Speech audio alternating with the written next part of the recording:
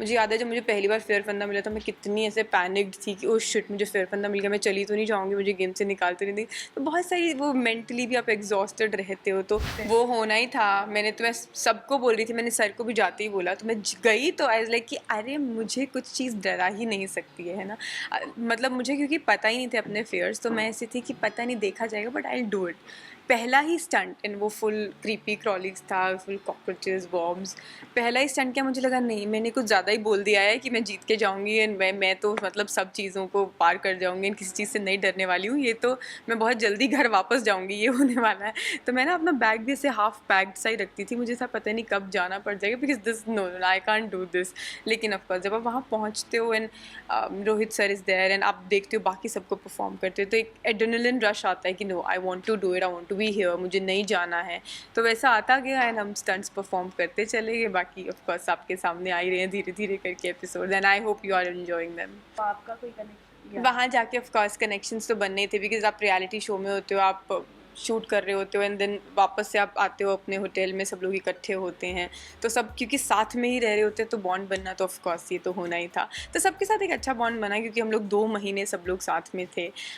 Special अगर किसी के साथ ज़्यादा बना हो तो मोहित के साथ मुझे अच्छा लगता था ज़्यादा टाइम स्पेंड करना, तो हमारी बहुत सारी बातें भी हुई, तो ऑफ कोर्स या इट्स मोहित। सो वो पहली एक्चुअली हमारी ऐसे गेट टुगेदर टाइप्स थी, सब लोग तो इकट्ठे भी नहीं हो पाए वहाँ पे क्योंकि आते ही कोई कहीं चला गया, कोई सेल्फ पैम्परिंग मोड में आ गया एंड सब लोग अपना अपना कुछ कुछ कर रहे थे। लेकिन वो सो मोहित ने नया रेस्टोरेंट खोला था तो एक छोटी सी गेट टुगेदर प्लान हुई एंड हम में से जितने लोग वहाँ इकट्ठे हो सके ऑफकोर्स हुए and it was really really fun, बहुत मज़ा आया। सब लोग वहाँ से आके जब बाहर आके उस दुनिया की बातें करते हैं ना तो ऐसा लगता है हाय ये हमने कर लिया था, हम इसका हिस्सा थे, क्योंकि उस टाइम पे तो आप करते चले जाते हो, आपको पुश मिल रहा होता है, मोटिवेशन मिल रही होती है। बाहर से अब ऐसा भी होता है, कई बार मैं खुद को स्टंट्स परफॉर्म करते देखती हूँ टीवी में, मुझे लगता है शिट ये मैंने कर लिया था। तो वो सब बातें हो रही थी हमारी। बताइए सफर आसान तो देखो ना, आप एक टीवी शो की बात करो वो भी आसान नहीं होता है, एक रियलिटी शो की बात करो वो भी आसान नहीं होता है। दोनों के अपने अपने ये हैं कि टीवी शो इतना हेक्टिक होता है, कई बार मेरे घर वाले देख के डर जाते हैं हाय तू कैसे हर दिन सेम रूटीन कर रही है, 12-14 घंटे तुम लोग शूट कर रहे हो, next day same. And Guddan तो टाइटल लीड था तो 30 दिन में शूट करती थी तो महीने की, तो वो ऑफकोर्स बहुत हेक्टिक होता है, अपनी उस दुनिया में वो एक डिफ़िकल्ट होता है। एंड रियलिटी शो मेरा पहला रियलिटी शो था and I am so happy so blessed to be a part of Khatron Ke खिलाड़ी कि मुझे मौका मिला ये करने का। आई एम सो हैप्पी एंड काफ़ी लंबी जर्नी भी रही, लेकिन ऑफ कोर्स डिफ़िकल्ट तो होता है क्योंकि हमको आदत, अभी तक मुझे आदत थी वो स्क्रिप्ट मिलेगी, आपको इस कैरेक्टर में रहना है, जो वो कैरेक्टर आपको उसको जीना है, वो कब दुखी हो रहा है, कब लड़ाई कर रहा है, कब खुश हो रहा है, आप वो हो।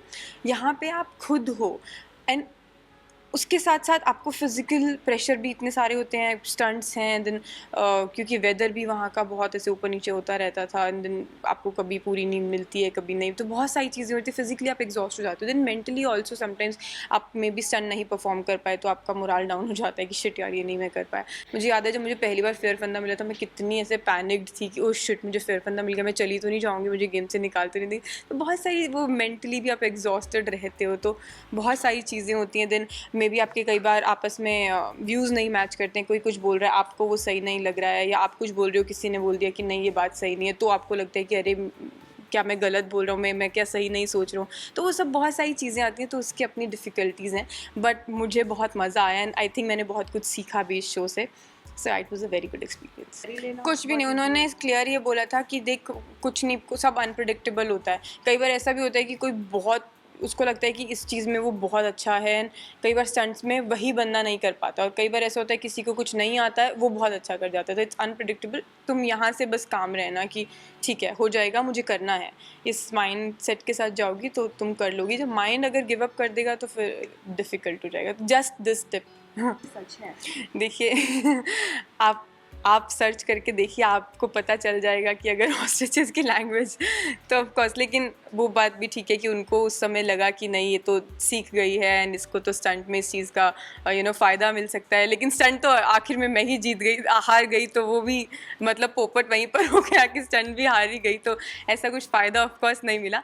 एंड टू बी ऑनेस्ट, आपको फ़ोन में देख के ऐसा आप कुछ सीख नहीं सकते हैं। फिर तो मैं स्विमिंग तो मतलब जो मेरा डर था वो तो पहले ही गायब हो जाता है कि अच्छा हाउ टू डू स्विमिंग, तो वो सब नहीं हो सकता है। लेकिन उन्होंने उस चीज़ को उठाया था इशू की इसने देखा है वहाँ पर फ़ोन पे, तो ठीक है, मैंने उस चीज़ को एक्सेप्ट भी किया कि येस मैंने देखा था। बट वो ऐसा कुछ नहीं कि आप देख के 2 मिनट में बता सकते हो या स्टंट कर सकते हो। मैंने भी स्टंट अपना 100% देकर किया, उन्होंने भी अपना स्टंट 100% देकर किया। फ़ोन में देखकर तो कुछ किसी को फ़ायदा, इट्स जस्ट कि आपको होती है ना क्यूरियोसिटी हो जाती है। मैं खाली बैठी थी वहाँ पर, तो मैं वो क्यूरियोसिटी हुई कि अच्छा क्या कितने एग्रेसिव होते हैं, क्या क्या होता है, दैट्स इट। वो एक पर्टिकुलर एक लाइन बहुत फेमस हो रही है, how to tame an ostrich, देखा गया। बट वो सच है कि उस समय मुझे टेम वेम का मतलब पता नहीं था। बट ठीक है, गेम है, ये सब गेम में होते हैं चीज़ें, ऊपर नीचे सब। हमको सारे स्टंट्स करने को मिले, सबको सब, मतलब एज इन सब तरीके के स्टंट सबको करने को मिले, तो ऐसा कुछ रिग्रेट नहीं रहा कि ये वाले तरीके का मुझे नहीं मिला। हाँ, जो मैं नहीं कर पाई ना वहाँ पे, कई बार होता है कि आपका माइंड बिल्कुल ऐसा गिव अप कर जाता है कि नहीं ये मुझसे नहीं हो पाएगा। अब मुझे सोच के लगता है कि वो भी हो जाता, कर लेती ना, क्यों नहीं करा, पर मैं कई बार डर जाती हूँ आप, तो वो लगते हैं जो मैं नहीं कर पाई पूरे, क्योंकि सबकी बॉन्डिंग बहुत अच्छी बन गई थी, तो आपस में वही फ्रेंडली एनवायरनमेंट रहता था। तो कोई, हम वैसे तो ऑफ कोर्स बहुत कम टाइम हमको मिलता था मस्ती का, हमारी शूटिंग ही चलती रहती थी या स्टंट्स, तो बहुत जितना भी टाइम मिलता था हम लोग ऑफ कोर्स ऐसी हंसी मजाक खुशी ये सब करते रहते। किस्से बहुत सारे हैं। एक्चुअली मैं रियलिटी शूट्स बीच में बहुत सारे होते थे ना, तो वो बहुत फ़न होते थे, बट वो सब एपिसोड का ही हिस्सा थे, तो उसमें कुछ कुछ प्रैंक्स भी हुए थे। अभी वो आया भी है प्रतीक और राजीव वाला, तो कुछ कुछ तो बहुत ही फ़नी है, वो आप देखोगे तो आपको बहुत मज़ा आएगा। ऐसा अभी मैंने डिसाइड नहीं किया, but of course I would love to. अब वो कब, कौन सा टाइम, कब हमारी चीज़ें मैच होंगी, let's see. But of course क्योंकि इस पूरे सीज़न में बहुत सारे लोग थे जो कि बिग बॉस करके आए थे, तो वो अपने एक्सपीरियंसेस बताते, तो मुझे लगता था कि वाओ, वो एक अलग ही एक्साइटिंग दुनिया है, एंड कभी मौका मिलेगा तो ज़रूर मैं उसका भी हिस्सा बनूंगी। बट लेट्स सी कब करते हैं। एंड आने वाले प्रोजेक्ट्स, ऑफ कोर्स रूहानियत 2 सबके सामने आ चुका है, जो कि बहुत अच्छा रिस्पॉन्स हमें मिल रहा है, so much thankful for that.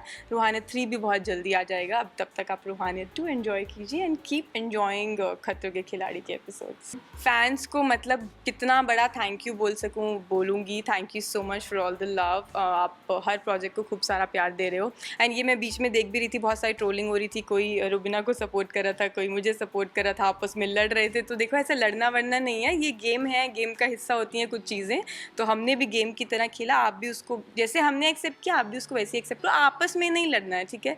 Of course कुछ फैंस होते हैं जो पर्टिकुलरली पर्टिकुलरली एक आर्टिस्ट को सपोर्ट करते हैं, दूसरे किसी को करते हैं, so it's okay, love to all of them. And आपस में लड़ना नहीं है, वो मैं देख रही हूँ कि काफ़ी कुछ हो रहा है, आपस में लड़ो मत भाई।